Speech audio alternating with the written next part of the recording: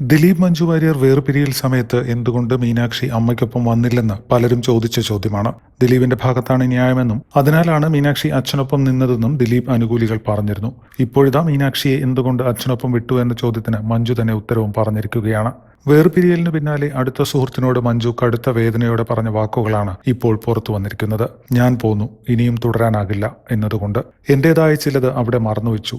അയാളുടേതായ ഒന്നും എടുത്തിട്ടില്ല. ഏറ്റവും വലിയ ഹൃദയവേദനയോടെ താൽക്കാലികമായെങ്കിലും മകളെ അവിടെ ഉപേക്ഷിച്ചു. കാരണം അവളുടെ പ്രിയപ്പെട്ട കൂട്ടുകാരികളെ വിട്ടുപോരാൻ ഞാൻ എങ്ങനെ പറയും? പെട്ടെന്നുള്ള മാറ്റം അവളെ മുറിപ്പെടുത്തും. അതിനുമപ്പുറം അയാൾ വെറുതെ ഇരിക്കില്ല. തന്റെ പക്ഷം ന്യായീകരിക്കാൻ മകൾക്കായി കേസ് കൊടുത്തേക്കാം. അതിനായി എത്ര പണവും ചെലവഴിക്കാം. അവളെ എന്നിൽ നിന്ന് തട്ടിക്കൊണ്ടുപോകാം.